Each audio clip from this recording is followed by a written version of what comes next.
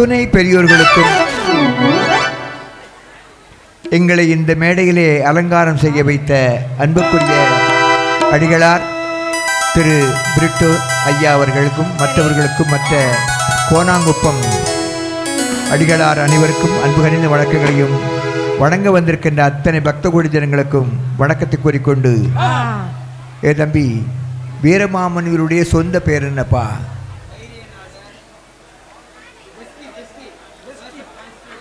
சின்ன பிள்ளைய தெரியணும், உங்களுக்கு தெரியும், பிள்ளைகளுக்கு தெரியணும். அப்படி வீரமாமுனிவர் இந்த நாட்டிலே தமிழுக்கு எத்தனையோ பேர் பாடுபட்டதாக சொல்வார்கள். ஆனால் ஒருவரும் தமிழுக்கு பாடுபடவில்லை. தமிழுக்கு பாடுபட்ட ஒரே ஒரு ஆண்டோர் நம்முடைய பெஸ்கி அடிகளார் தான். அவர்தான் முதல் முறையாக எழுத்துக்களில் சீர்திருத்தம் செய்தார். அந்த காலத்தில் ஆனா போட்டா ஆவண்ணா போடுவதற்கு ஒரு கால் போடணும். இப்போ அது இல்லை. ஆவண்ணா எப்படி போடுவது தம்பி? ஆனா போட்டு சுழி போடுறது பத்தியா? அந்த சுழி போட்டவரே யாரு? வீரமாமுனிவர். அதுக்கு முன்னால் அப்படி இல்லை. அப்படி எழுத்து சீர்திருத்தம் செய்தவர், இலக்கணத்தை வகுத்தவர், தமிழுக்கு மிகப்பெரிய ஒரு சதுர அகராதி என்றையும் வழங்கி அன்னையினுடைய பெருமையை தேம்பாவணி என்ற நூலிலே எழுதி தந்த ஒரு ஆண்டோர் ஐயா அவர்கள். வீரமா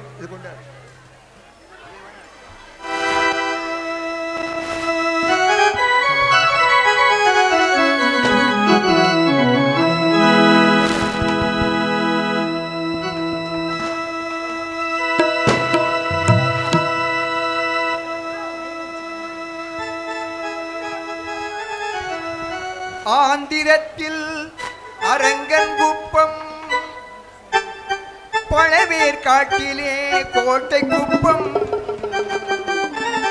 கூனன்குப்பம், லைட் ஹவுஸ் குப்பம், பொன்னேரியிலே ஆண்டார் குப்பம், மஞ்சக்குப்பம், மணக்குப்பம், கணக்கன் குப்பம், கோனேரி குப்பம், நெல்லிக்குப்பம், காட்டுக்குப்பம், இடையர் குப்பம், எண்ணறிய பல குப்பம் இந்நாட்டில் இருந்தாலும் அன்னையான பெரியமா நாயகி அருள் வழங்கும் கோனாங்குப்பத்திற்கு ஈடு இணையாகுமா? கோனாங்குப்பத்திற்கு ஈடு இணை ஆகுமா? குப்பம் என்றால் தைல, குப்பம் என்றால் கோனாங்குப்பம் கொலுவிருப்பாள் பெரியதாய் வணங்கி வரும்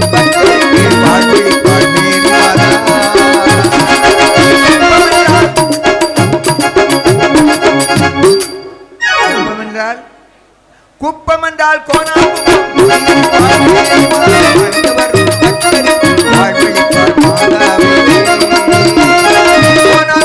பெரிய நாயகி அருளை நாடுவோம், வீரமாமுனிவரோடு புகழை பாடுவோம்.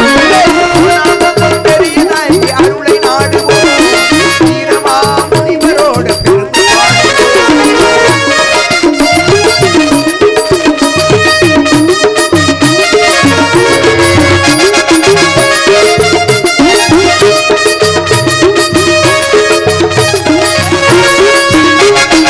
உலகமெல்லாம் மேரி மாத ஆலயம் இருந்தாரு, உலகமெல்லாம் மேரி மாத ஆலயம் இருந்தாரு, அருள் வழங்கும் ஆலயமோ கோனாங்குப்பம் ஆகும், அருள் வழங்கும் ஆலயமோ கோனாங்குப்பம் ஆகும். எங்கெங்கே இருந்தாலும் அருள் கொடுக்கும் இடமோ, எங்கெங்கே இருந்தாலும் அருள் கொடுக்கும் இடமோ, அன்னையான பெரிய நாயகி வாழுகின்ற கோனாங்குப்பமே, அன்னையான பெரிய நாயகி அருள் வழங்கும் கோனாங்குப்பமே. குப்பம் என்றால் குப்பம் என்றால் குப்பம் என்றால் கோனாங்குப்பம் குடியிருப்பாள் பெரிய நாயகி வரும் வரும் பக்தருக்கு வாழ்வழிப்பாள் நாயகியே. கோனாங்குப்பம் பெரிய நாயகி புகழை பாடுவோம், வீரமாமுனிவரோடு அருளை நாடுவோம். கோனாங்குப்பம் பெரிய நாயகி அருளை நாடுவோம், வீரமாமுனிவரோடு புகழை பாடுவோம்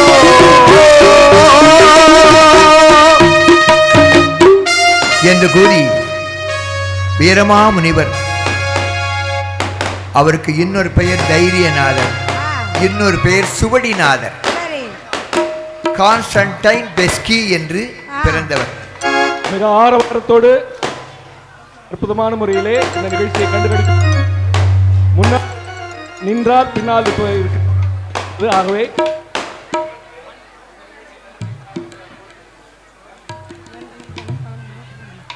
இயேசு சபை தொண்டனா இங்கிலீஷு கம்பனா இலக்கியத்தில் கொம்பனா மறைபரப்பும் மன்னனா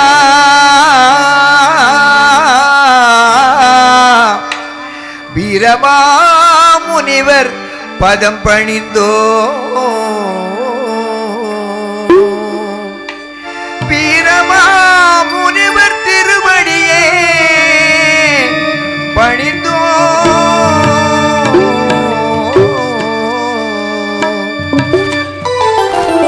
மடமை இருளை நீக்கி மனிதனை புனிதனாக மாற்றும் பணியை ஆற்ற வந்த எத்தனையோ அடிகளாரில் சிறந்தவராய் நமது தந்தை பிறந்த நாடு. அந்த நாடு எப்படிப்பட்ட நாடு என்றால் ஏழ்வரிய கண்டமதில் எழிலாண்ட ஐரோப்பாவில் இத்தாலி நாடதிலே கத்தோலிக்க நிறைந்த இடம் மாந்தாதூம மாவட்டத்தில் சிறியர நதிக்கரையில் குன்று போல தான் விளங்கும் குன்று போல தான் விளங்கும் காசிலியோ நகர.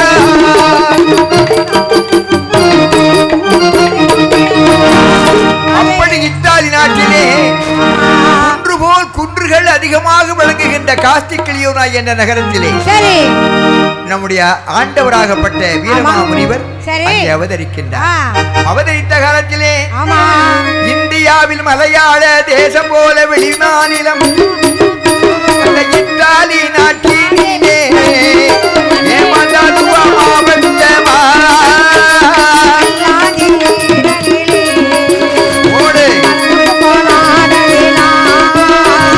கன்றுகளும் கறவையினும் மேய்ந்திடமே வாழுகின்ற அங்கே காத்துக்கிளியோனா உலகிலே அவதரித்தாரே.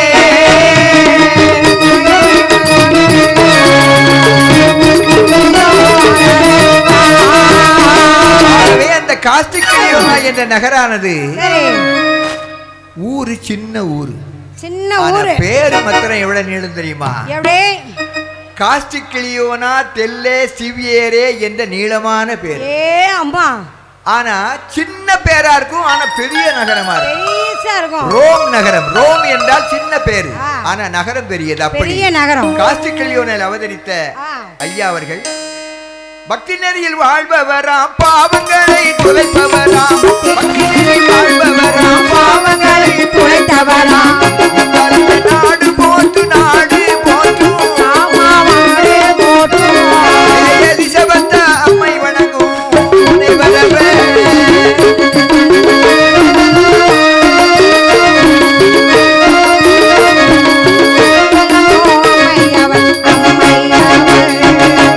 அன்னையான துணையே தந்தையான கண்டாரோ பெஸ்கி என்ற தம்பதியா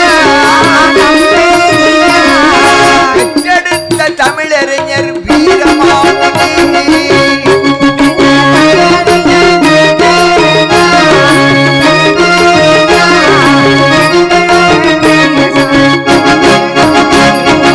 வீரமாமுனிவருடைய அம்மா பேர் என்னப்பா? பாப்பா வீரமாமுனிவருடைய அம்மா பேர் என்ன? நான் இருக்கு பாப்பா. என்ன பாப்பா?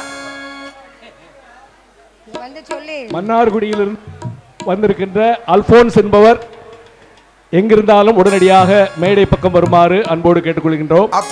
உங்களோடு வந்திருக்கின்றவர் உங்களுக்காக காத்து கொண்டிருக்கின்றார். மன்னார்குடியிலிருந்து வந்திருக்கின்ற அல்போன்ஸ் உடனடியாக மேடை பக்கம் வருமாறு அன்போடு கேட்டுக்கொள்கின்றோம். நன்றி. எலிசபெத் அம்மா அனைவரும் தயவு அமர்ந்த நிகழ்ச்சியை கண்டுகளிக்குமாறு. கண்டாலோ பெஸ்கி என்ற ஐயாவுக்கும் பிறந்த பிள்ளைதான் வீரமாமுனிவர். பிறந்த நாடு எந்த நாடுப்பா? அதைத்தான் நீ படிக்கணும். அவர் பிறந்த நாடு எந்த நாடு? இத்தாலி. எங்க? இத்தாலியில் பிறந்தார். அப்படிப்பட்ட ஏரிகள் நிறைந்து விளங்கு இறையும் உள்ள ஊரான கிளியோனா அந்த இளவரசர் போல வாழவே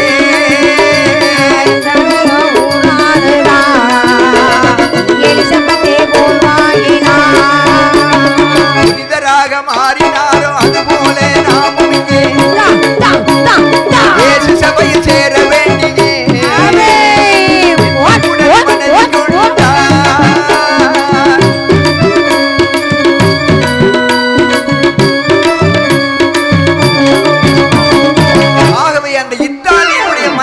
பட்டவர் எப்படி இயேசு சபையில் சேர்ந்து புனிதராக மாறினாரோ அதே போல நாமும் வாழ வேண்டும் என்ற எண்ணம் கொண்டார் நம்முடைய வீரமாமுனிவர்.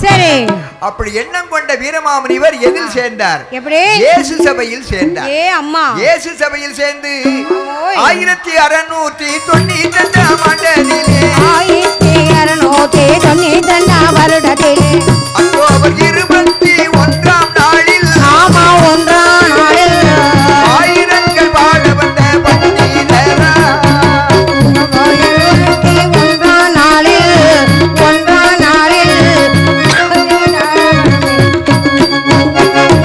ஆகவே 1698ஆம் ஆண்டு அக்டோபர் மாதம் 21ஆம் நாள் நம்முடைய வீரமாமுனிவராகப்பட்டவர் நோவெல்லார் என்ற இயேசு சபையின் புதுமுக துறவியாக மாறினார். அப்படி புதுமுக துறவியாக மாறி 18ஆம் வயதினிலே பண்பாளர சேர்ந்தாரே. 32ஆம் வயதினிலே 18ஆம் வயதினிலே பண்பாளராய் சேர்ந்தார். 18ஆம் வயதினிலே இயேசு சபை வளர்ந்தோமே பணி செய்தாரே மாமுனிவர்.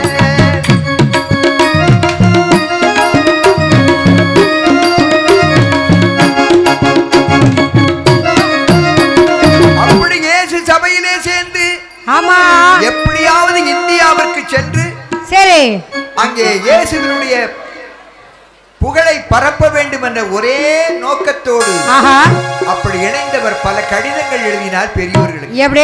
கடிதத்தின் வாயிலாக ஐயா அவர்கள் எங்கே புறப்பட்டார் என்றால் லிஸ்பன் என்ற நகரை விட்டு கப்பல் மூலம் வந்தாரே.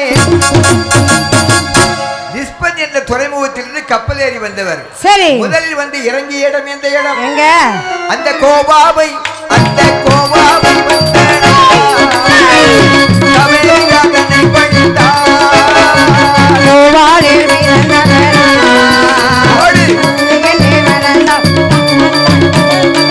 ஆகவே கோவா என்ற நகருக்கு வந்து நம்முடைய புனிதர் சவேரியார், தூய சவேரியார் அவருடைய திருவடியை பணிந்து பகவானே உன்னை போல் நானும் புனிதம் பெற வேண்டும் என்ற எண்ணத்தோடு அந்த கோவா நகரை விட்டு மீண்டும் அவர் எங்கே வந்தார் தெரியுமா? எங்க வரார்?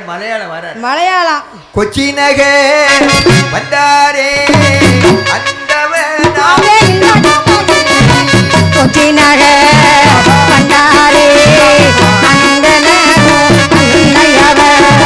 கொச்சி தன்னை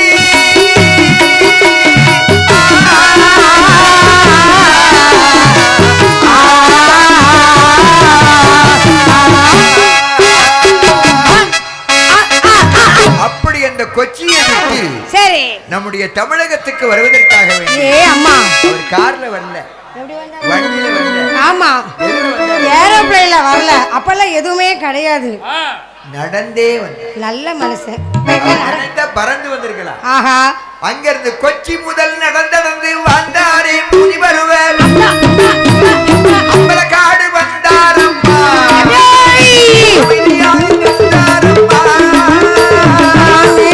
நடந்து வாரா அந்த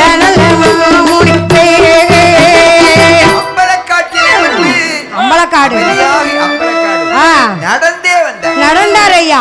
அப்படி நடந்து வந்து அம்பலக்காட்டிலே அமர்ந்து அங்கிருந்த வண்ணமாக மதுரை மறைபரப்பு மாவட்டமான மதுரைக்கு வந்து காமநாயக்கம்பட்டியிலே காமநாயக்க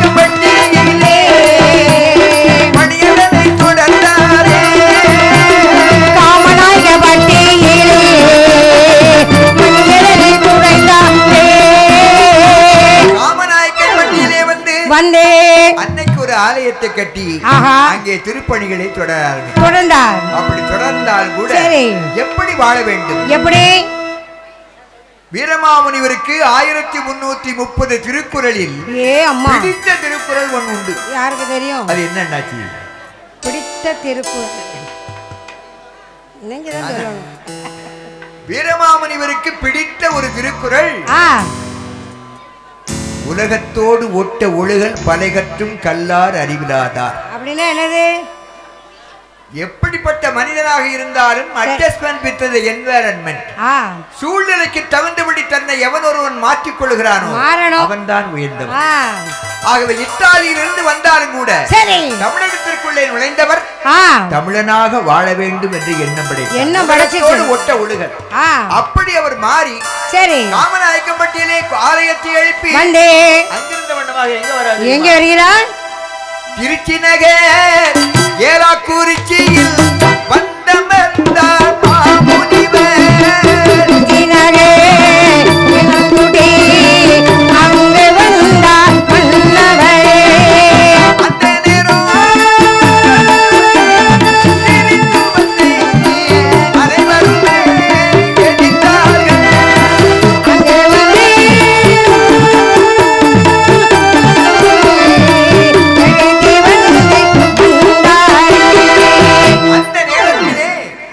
கத்தோலிக்க கிறிஸ்துவ மக்களை அனைவரும் எல்லா மன்னர்களும் எதிர்த்தார்கள். பல இடையூறுகளை செய்தார்கள். அப்படி இடையூறு செய்தாலும் கூட அத்தனையும் தாங்கினார். அப்படி தாங்கிக் கொண்ட வீரமாமுனிவர் ஐயா அவர்கள் எப்படி இருந்தார் தெரியுமா? என்ன அழகோ! காவி உடை தானணிந்து தானணிந்து தானணிந்து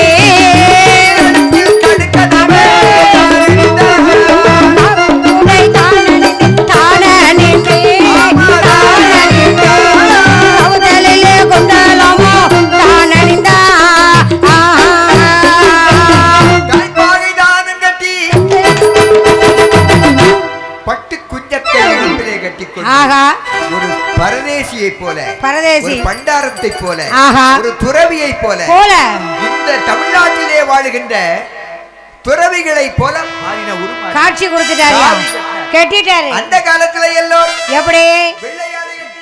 ஆமா, மறைபரப்பு அத்தனை பேரும் வெள்ளையாடுகள், வெள்ளவளேன்னு கருப்பாடு, கருப்பு அங்கி போட்டு. ஆமா, அந்த நிலையை மாற்றினார். சரி, ஆகவே காவி உடைக்கு மாறினார்.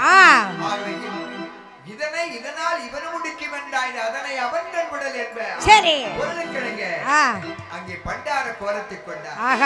பண்டார கோலம் கொண்டு குறிச்சியிலே அடைக்கலமாதா திருக்கோவில் கட்டினார்.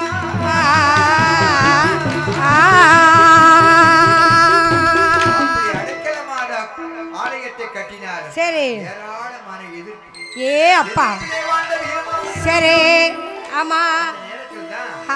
அந்த ஏலாக்குறிச்சி என்ற திருக்காவலூர், இப்ப அதுக்கு ஊருக்கு பேரு திருக்காவலூர். திருக்காவலூர் ஏலாக்குறிச்சி ஆண்ட மன்னனுக்கு பேரு மாளவராயன். மாளவராயன், மாளவராயன். எப்படி? அவனுக்கு ஒரு மிக கொடுமையான என்ன நோய்? உலகத்துல எத்தனை நோய் வந்தாலும் வரலாம், இந்த ராஜ பிளவைன்னு ஒரு நோய் முதுகுல கட்டி வந்து அம்மனோட சேர்ந்தது. அவனால என்ன பண்ண முடியாது, ஒழுங்கா படுக்கவும் முடியாது, தூங்க முடியாது. மனிதர்களிலே தூங்காமல் இருந்தால் அவனுக்கு என்ன நோய் வரும்பா? உலகத்துல தூங்காது நாள் எது? ஒண்ணு தூங்காது, மீன் தூங்காது, குதிரை தூங்காது. ஆமா. மூணாவது மெண்டல், வட்டிக்கு விட்டவன் தூங்கிடுவான், ஆனா வட்டி தூங்காது. தூங்காதியா. நாலாவது மெண்டல் முடிச்சவன் தூங்க மாட்டான், தூங்கவே மாட்டான். கிறுக்கு முடிச்சவனை பாருங்க, எங்கேயாவது நடு ராத்திரி உட்கார்ந்து சொல்லிக்கிட்டு இருப்பான், நோண்டிக்கிட்டே இருப்பான். ஐ லவ் யூ டார்லிங் அப்படிமா. அப்படி தூக்கம் இல்லாமல் இருந்தால் மாணவராயன். சரி, நோயினிலே வாடி வாடி உறக்கமின்றி வாடி, நோயினிலே வாடி வாடி உறக்கமின்றி தவித்து வரா.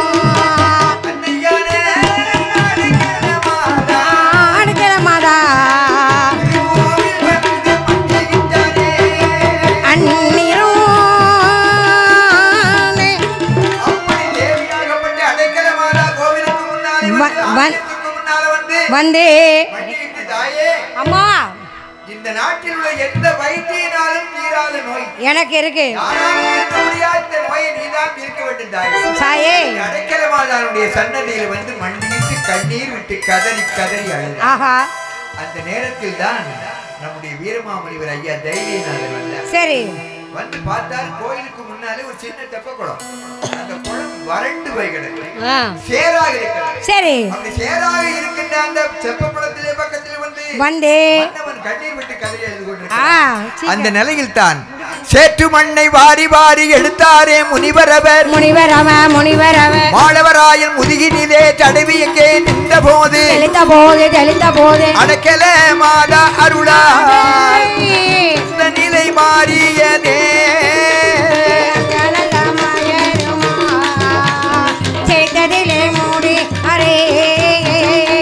ஆகவே யாராலும் தீர்க்க முடியாது அந்த ராஜபிளவை என்ற நோயை மண்ணாலும் நீராலும் தீர்த்தவர் யாரு?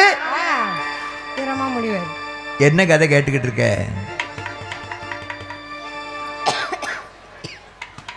வீரமாமுனிவர் செப்பு யாரு? மண்ணாலும் நீராலும் நோய்களை தீர்க்கலாம் என்ற தத்துவத்தை இந்த உலகத்திற்கு முதல் முறையாக சொன்னவர் யாரு? வீரமாமுனிவர். வீரமாமுனிவர் செய்த மிகப்பெரிய சாதனைகள் என்னவென்றால் வேற ஒன்றும் இல்லை. இப்ப வந்திருக்கே மழை நீர் சேகரிப்பு. இந்த மழை நீர் சேகரிப்பை இந்த உலகத்திற்கு அறிமுகம் செய்தவரை யாரு? வீரமாமுனிவர் தான். மண்ணுக்குள்ள தண்ணீரை சேர்க்க வேண்டும், சேகரிக்க வேண்டும் என்ற தத்துவத்தை சொன்னவர் வீரமாமுனிவர். அப்படிப்பட்ட வீரமாமுனிவர் அவர் கண்ட ஒரே ஒரு டாக்டர், MBBS படிக்காத டாக்டர் யாருன்னாச்சு? வள்ளுவர். அந்த வள்ளுவர் தான் சொன்னார், நோய் நாடி நோய் முதல் நாடி அது தணிக்கு வாய் நாடி வாய்ப்பை செயல். அப்படி எந்த MBBS பட்டம் வாங்காத வள்ளுவருடைய கூற்றுக்கிணங்க மண்ணையும் நீரையும் எடுத்தாரு, முதுகுல தடவினாரு, நோய் தீர்ந்தது. அந்த மன்னவர் மாளவராயன் பார்த்தா 172 ஏக்கர் நிலத்தை அம்மாவுக்கு பரிசாக கொடுத்தார். எத்தனை ஏக்கரு?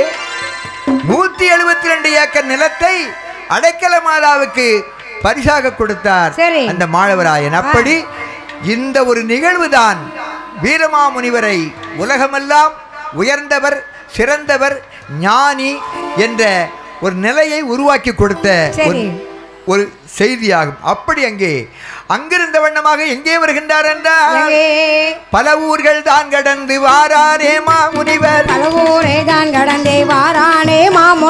பல ஊர்கள் தான் கடந்து வாரானே மாமுனிவர். இந்த ஆரியனூர் காட்டுக்குள்ளே நடந்து வந்த வேளையிலே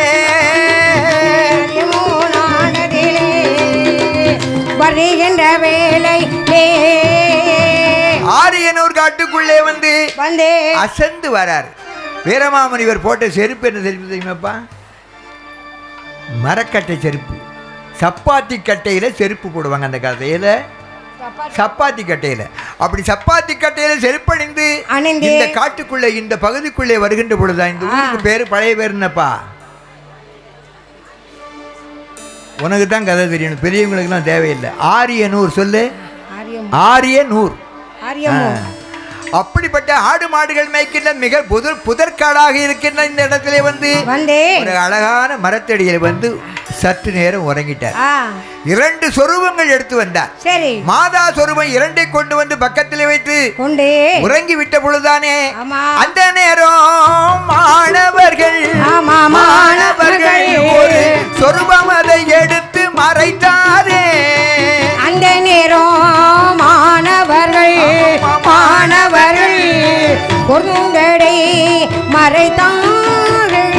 அப்படி மாணவர்கள் ஒரு சொரூபத்தை எடுத்து மறைத்து அதே இந்த ஆரியனூர் பகுதியிலே வாழ்ந்த ஒரு மன்னன் கச்சராயன் என்ற ஒரு ஜமீன்தாருக்கு ரொம்ப நாளா புள்ள கிடையாது.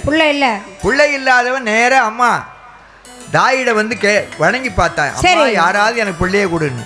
அந்த நேரத்தில் தான் அன்னையான நம்ம தேவி மேரியம்மையாகப்பட்டவள் அவனுடைய கனவிலே சென்று, இந்த இடத்தில் நீ வந்து வெட்டி வெட்டி நீ எடுத்தால் மண்ணை தோண்டும் வேளையிலே நான் மாதாவும் காட்சி தருவேன். மண்ணை கொண்டு வேளையிலே மாதாவும் காட்சி தந்த வண்ணவாசப்படி மண்ணை தோண்டும் வேளையிலே சொன்ன மாமுனிவர் கந்து சொன்ன வேளையிலே அன்னையான மேரி மாத சொரூபம் அது கண்டானே. அன்னையான மேரி மாத சொரூபம் அதை கண்டாலே. அப்படி கண்டெடுத்த சொரூபம் தான் இங்கே நிலை பெற்றிருக்கிறது. சரி. அப்படி அந்த மன்னன் கண்டெடுத்து சிறுகோவில் கட்ட இதை அறிந்த மாமுனிவர் மீண்டும் இந்த இடத்திலே வந்து அன்னைக்கு மிகப்பெரிய ஆலயத்தை கட்டி இந்த கோனாங்குப்ப மக்கள் அனைவரும் சீரோடும் சிறப்போடும் வாழ்வதற்கு எல்லாவித பணியும் செய்தார். ஆகவே வீரமாமுனிவர் செய்த தமிழ் தொண்டை போல் இந்த தமிழ்நாட்டில் எந்த தமிழனும் செய்யவில்லை என்று உறுதியாக சொல்லலாம். திருக்குறளை உலகத்திற்கு அறிமுகம் செய்த பெருமை வீரமாமுனிவர். இவர் தான் லத்தீன் எழுதினார். அப்புறம் பல்வேறு மொழிகளில் இந்த திருக்குறள் பரவியது. சதுர் அகராதி என்று ஒன்றை கண்டுபிடித்தார். திருக்குறளுக்கு எல்லாரும் அந்த காலத்தில் அவங்க அறிவுக்கு தகுந்தபடி எழுதினாங்க. ஆனால் வீரமாமுனிவர் தான் மக்கள் பேசும் மொழியில், மக்கள் எப்படி பேசுவாங்களோ அந்த மொழியிலே திருக்குறளுக்கு உரை எழுதி உலக சாதனை படைத்த அந்த ஞானி வீரமாமுனிவருடைய புகழ் என்றும் வாழ்க. அந்த புனிதர் வாழ்க வாழ்க என்று வாழ்த்திக்கொண்டு விடைபெற்றுக் கொள்கிறோம். நாடு செழிக்க வேண்டும் மேரியம்மா, தாயே மேரியம்மா, நல்ல மழை நாடு செழிக்க வேணும் மேரியம்மா, தாயே மேரியம்மா, நல்ல மழை பொழிய வேணும் மேரியம்மா, பால்வளம் பழுக வேண்டும் மேரியம்மா, வேணும் மேரியம்மா, பத்தினி பெண் உயர வேண்டும் மேரியம்மா, நாடு செழிக்க வேணும் மேரியம்மா,